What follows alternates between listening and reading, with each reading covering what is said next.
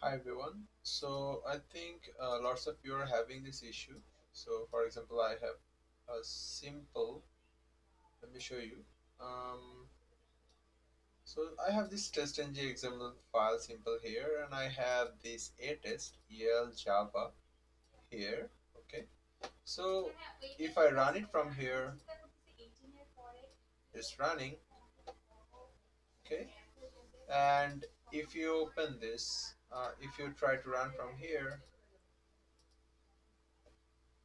it's going to run from here quickly. Now, if you try to mention your project here, right? So if you run it now from here, run as test Maven test, or you can run from Pom.xml, you will be able to see that it's not picking up your project. Uh, so you see, it is not picking up your project. It is picking up our default project here, and it is saying that the default test, it is picking up default test by the help of this JUnit platform.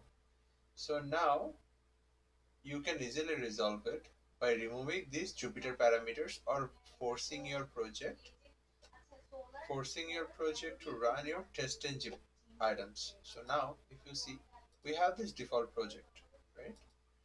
Usually whenever we create our project.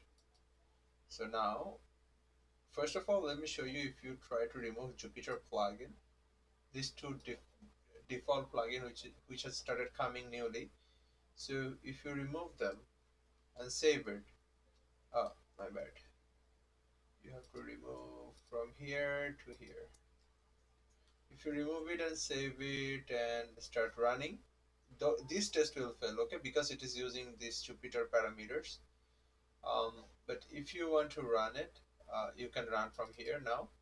It doesn't matter if it has errors because we are not running that default thing. You can run it. You see now it is picking up your, forcefully it is picking up your testng runner file or XML file. Okay, now I'm undoing it.